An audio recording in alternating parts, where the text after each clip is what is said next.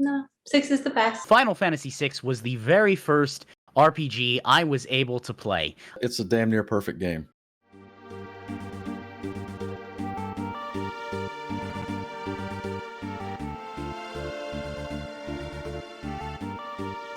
If you've ever played Final Fantasy VI, and you probably have if you're watching this music is already filling you with a massive wave of nostalgic imagery. I don't even need to describe it for you, honestly. You've already begun envisioning an emerald-haired woman sitting on top of a massive mechanical monstrosity. You're already thinking about the blinding snowstorm that spans off into the darkness as Uematsu's classic score plays, only broken by the dim lights of the faraway town. Yes, that's a very dramatic description, and let's be honest with ourselves, that goes far beyond what the visuals of 1994 actually convey.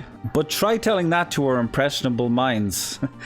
Even today, that scenery, those moments, and oh man, that music, it refuses to leave us.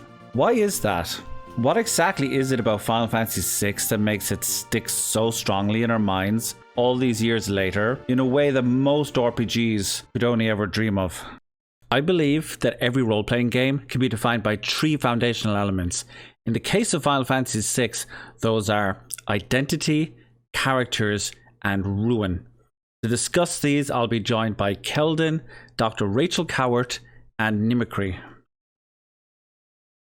So, Final Fantasy VI. It was released on the Super Nintendo back in 1994. I don't think there's any real need for me to go into its full development history here. There are countless videos out there on YouTube that could do it far better than I could. But I don't think it would be an exaggeration for me to say that many view it as the best role-playing game ever made, standing alongside classics like Chrono Trigger and The Witcher 3. Its identity defined it as one of the greats. Its unique leveling system complementing a story that took some massive risks and, in my opinion, landed all of them. Its cast of characters was large and diverse, and we remember their names and their stories because they were so well developed and so well realized. And then there's the world of Ruin. Well, that could be an entire video on its own, honestly. But let's dig a little deeper. Final Fantasy has been praised throughout the years for its willingness to shake up its gameplay with each new release, as well as its willingness to massively shake up its visual identity, especially in later games. But its fantasy roots were very firmly established in the first 5 titles. People often attribute this to 7, but it was actually 6 that was the first in the series to really challenge the idea of what it meant to be a Final Fantasy game. In place of giant magical crystals and primary colors, we had steampunk technology, functional machinery, and a much darker aesthetic than anything we'd ever seen in the series up to that point. Its willingness to shake things up was a large part of what made Final Fantasy VI so memorable. There was absolutely nothing like it at the time, and there's still very little even now willing to take the kind of creative risks that it did.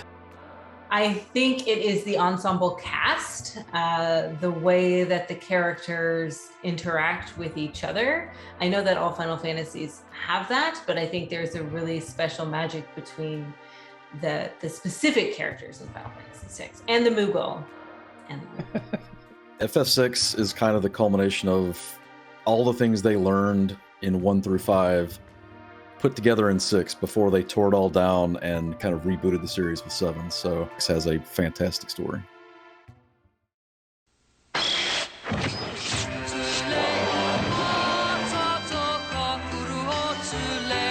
夢じゃない。ファイナルファンタジー6、4月2日スーパーファミコンで発売。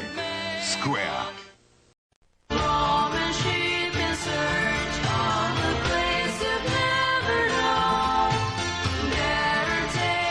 夢じゃない。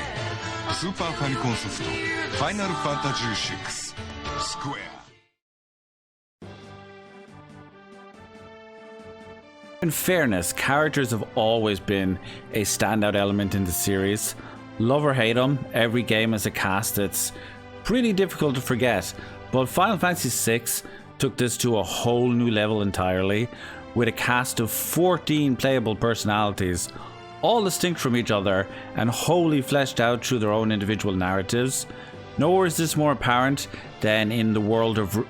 Actually, we'll get to that part later. Question to you all watching this though. Who is your favorite character? The fact that there's no real main character and it's a coalition of allies that work together and you can identify with any other character. Like when I was younger, I identified a lot with the Locke, the thief. He was my introduction to the sarcastic hero trope. Because there's times where he's like, you're gonna call me a treasure hunter or I'll rip out your lungs. Setzer's got his ticket's gonna get punched. But I like the fact that, he's like, you know what? I'll throw it to you. My life is a chip in your pile. That's the exact quote he says when he joins the party. And I remember also feeling sad for him when we found out that Daryl died, and he takes on the Falcon, and it was just, I liked his story a lot. I like Setzer because again, he starts off very lighthearted, but when you actually look a little bit beyond the surface, just scratch a little bit, and you find that this is a deep, caring character. Terra. Would you care to elaborate? Just Terra. Her music. The opening of Final Fantasy VI on the Magitech armor it just sets this tone that they never ever accomplished again with the Final Fantasy opening. It's so cinematic. Like you can tell that they were really trying to work the Hollywood magic with FF6, the way Terra enters the story and starts the game off. I'm gonna say Celis, because she was the first character in an RPG that I personally she resonated so much with me. Wasn't sure if she was doing the right thing or the wrong thing. She had friends that were boys that weren't romantic interests. That was also exciting. I was a girl who had a lot of friends who were guys. And she was badass. Blazed her own path like the whole game. Celis knew who she was. She knew where she was going. And, she can sing opera. Okay, kid, show me what you got. Yeah, right. Next. Yes. Next. Ooh, scary. Next. Next. Next. Final Fantasy III. Do you have what it takes? Final Fantasy III from Squaresoft. Next.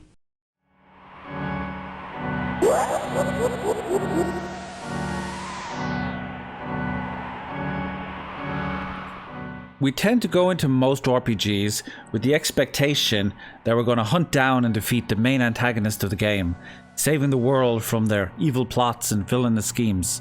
Not with Final Fantasy VI though. In Final Fantasy VI, the main villain, Kefka, does something unthinkable. He succeeds. About halfway through the story, Kefka plunges the entire world into ruin. Land masses are transformed beyond recognition, and the skies are blanketed in a permanent red darkness. And there's no going back. You never find a way to magically reverse the damage that he causes, and you never get to return to the world in the way that it used to be. This is a permanent change, and its effects are felt throughout the rest of the story.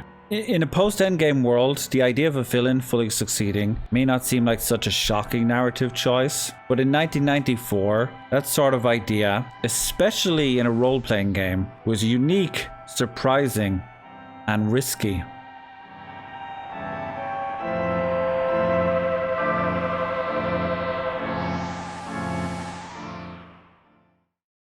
When I saw that Kefka would poison people, I was like, oh, that's probably the bad guy.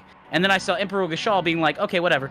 And I eventually saw, and then when I saw the Statues of Magic, I'm like, okay, yeah, that's the thing. The fact that he destroys the world, essentially, is really, I was not prepared for that. And specifically, one of the saddest moments in gaming, and I'll put this up there with Eris and all that, is that if you don't save Cid, you cannot stop Celeste from throwing herself off a cliff in despair.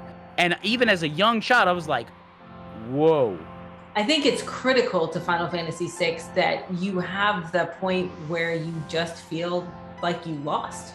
You lost, the world is destroyed, your friends are gone, Celis is depressed. Like there's a lot going on there. And I think that coming back together and bringing the band of people back together and going to fight the final boss is just what gives it that oomph, right? It's that sense of perseverance in the sense of I will prevail and we can still do this even if it seems that all the cards are down right now. You're halfway through the game and like literally everything you've just explored is just gone. Like, people are dead. And it changes the map. Yeah, right. The whole map change. It's very cool. And it doesn't go back either. There's no magic. No. Yeah. Kefka won. What an asshole.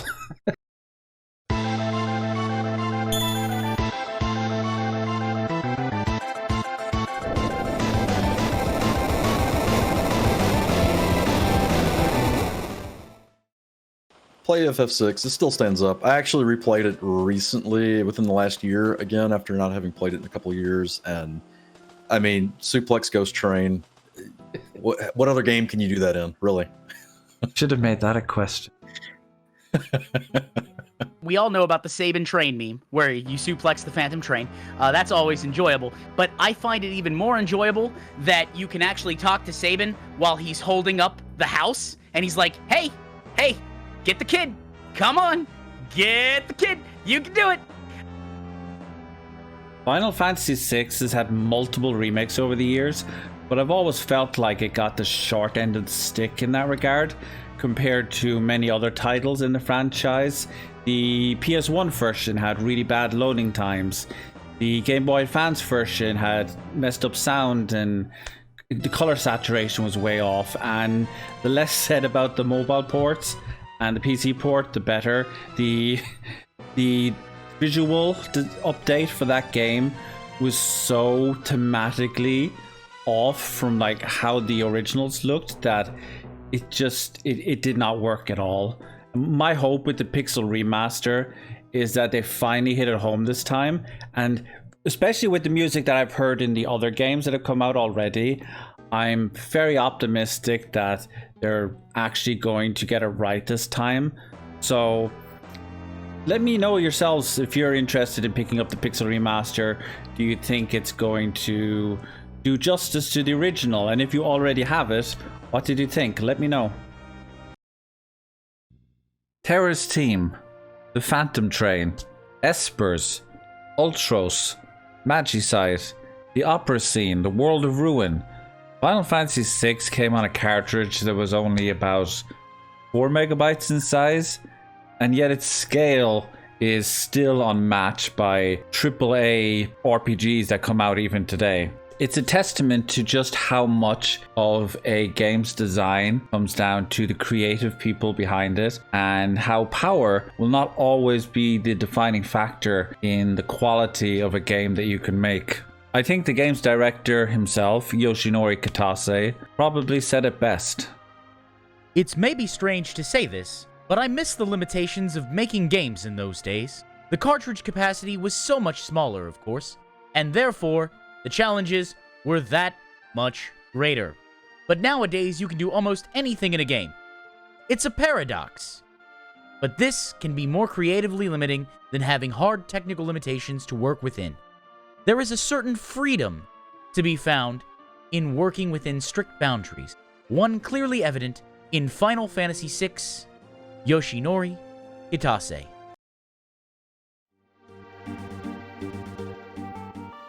This is the first video that I've created as part of this long-term project aimed at diving into our memories of our favorite role-playing games. And I hope that you think I've done justice to the memory of Final Fantasy VI.